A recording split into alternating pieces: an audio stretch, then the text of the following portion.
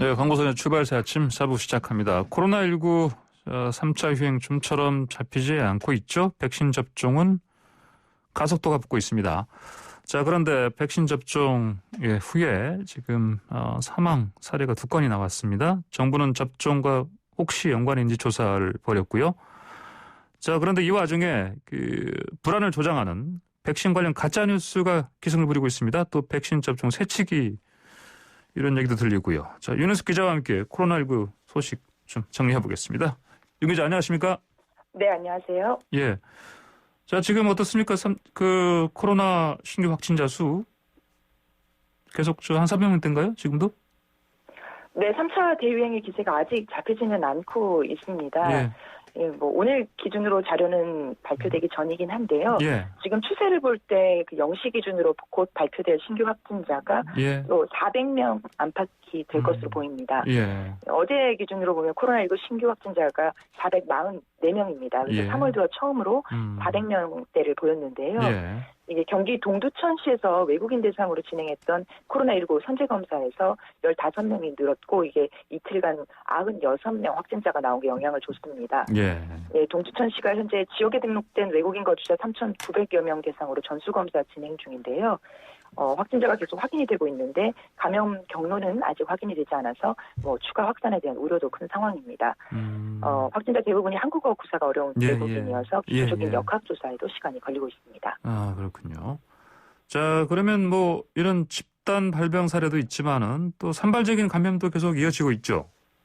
네, 그렇습니다. 수도권에서는 직장이나 교회, 식당 등을 중심으로 크고 작은 감염 사례가 보고가 되고 있고요. 예. 가족 모임이라든가 아니면 어린이집, 또 태권도장 같은 일상적인 공간을 고리로 한 새로운 감염 사례도 잇따르고 있어서 3차 대유행의 확산세 차단이 아주 쉽지는 않은 상황입니다. 예, 알겠습니다. 계속해서 보니까 요즘 300명대 좀 적으면 그리고 또 400명대 계속 왔다 갔다 해요, 보니까요. 자, 그러면은 접종요. 백신 접종. 이게 이제 일주일째 접어들었는데 어떻습니까? 그래도 근데 일본이 먼저 우리보다 백신 접종 시작이지 않습니까? 네네. 그쪽보다 우리가 속도가 빠르다면서요? 네, 그렇습니다. 백신 접종 어제까지 6세째 진행이 됐습니다. 예. 아스트라제네카 백신은 약 8만 5천 명 정도, 또 화이자 백신은 1,500명 정도 접종이 됐는데요. 예. 시설별로 보면 요양병원이 35.2% 정도, 또 요양시설은 13.2% 정도 접종이 됐습니다. 또 오늘부터는 서울대병원 같은 상급 종합병원에서도 아스트라제네카 백신 접종이 시작될 예정입니다. 그래서 접종률이 더 빠르게 늘어날 것으로 보이고요. 일본이 한국보다 거의 열흘 가까이 접종을 시작했는데 일본을 누적 접종자 수에서 벌써 제쳤습니다. 일본은 3만 4천 명 정도 접종이 된 것으로 알려졌는데요. 접종 기간이 짧아서 단순 비교는 좀 그렇긴 하지만 현재 일본보다는 굉장히 몇 배 이상 빠른 속도입니다. 그렇네요. 네, 일본 같은 경우는 유일하게 승인받은 것이 화이자 백신인데 유럽연합의 수출 규제 때문에 화이자 백신 확보가 좀 쉽지 않고 백신 한 병당 접종 횟수를 늘려주는 특수 주사기도 충분히 확보되지 못했기 때문에 접종 속도 내기가 앞으로도 쉽지 않은 상황으로 보이고요. 원래는 일본이 백신 확보와 접종 모두 빨랐기 때문에 많이 비교가 되기도 했는데 막상 뚜껑을 열어보니 상황이 역전된 상태인 셈입니다. 예, 그렇군요. 일본은 보니까 화이자만 승인받았고 그다음에 주사기도 한계가 있어서 아무래도 이 이유들 때문에 우리보다 훨씬 지금 한 열흘 전에 시작했다고요? 우리보다 먼저 빨리. 열흘 정도 전에 시작한 것으로 알고 있습니다. 예, 알겠습니다. 우리는 벌써 이제 9만 명 가까이 가고 있네요. 근데 백신 접종한 다음에 이 목숨을 잃으신 두 분이 지금 있는데 방역 당국이 인과관계 조사하고 있는 거죠?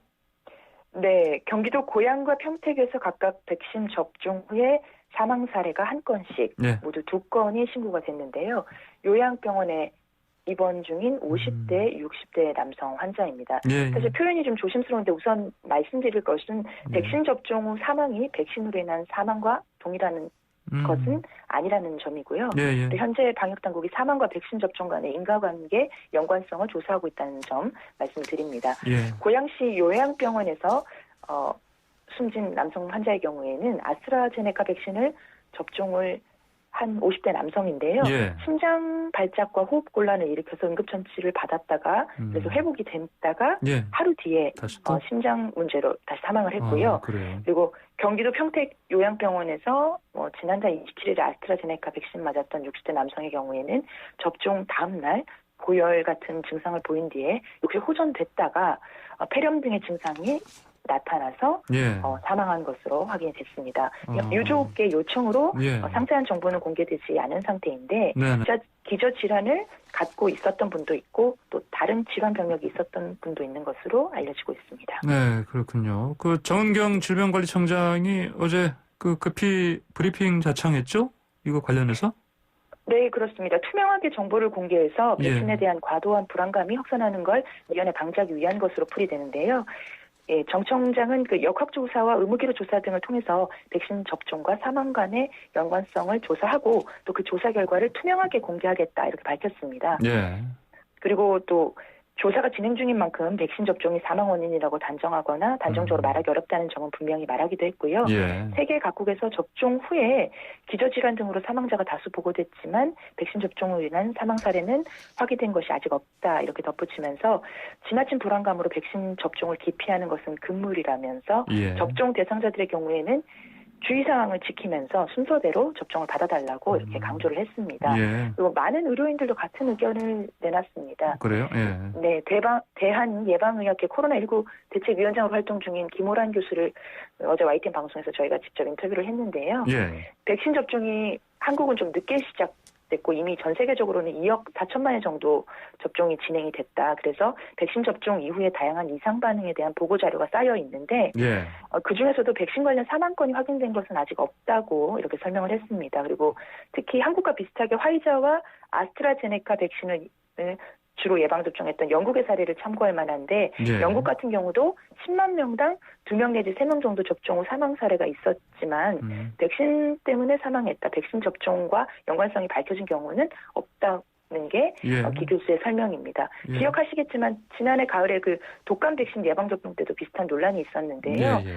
당시에 일부 백신이 상온에 노출되는 사고가 나고 백색 입자 등이 생기는 그런 일들이 보도가 되면서 백신에 대한 불안감이 급증했고 또 백신 맞고 나서 사망 신고가 110건 정도 접수됐는데 예. 그래서 언론에서 사망 사례를 지속적으로 보도를 했죠. 그런데 당국의 역학조사 결과는 모두 백신과 연관성이 없는 걸로 결론이 났습니다. 예, 그렇군요. 자, 말씀하신 것처럼 지난번 독감 백신 접종 때도 그랬지만 근데 이제 이게 아무래도 백신 접종 후에 아까 말씀하신 것처럼 백신 접종으로 인한 게 아니고 사망 사례가 적지 않게 그때 발생했었고요. 그때도 그래서 관련해서 이런 논란을 이렇게 그냥 그대로 계속해서 그냥 중계하는 거 언론에서요. 이게 대해서 네. 전문가들 상당히 우려가 크죠?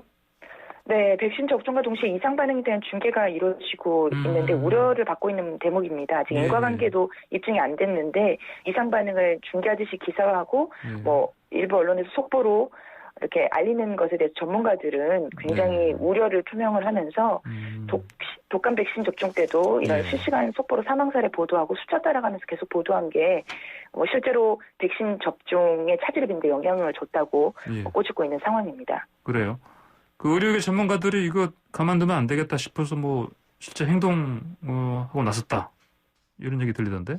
네, 방송에 나와서 인터뷰를 적극적으로 하고도 있고 SNS상에서도 잘못된 백신에 대한 정보나 불안감이 확산하는 걸 막기 위해 많은 글들을 올리면서 노력을 하고 있습니다. 정재훈 가천의대 교수나 이재갑 교수 같은 경우에 대표적인 예인데요.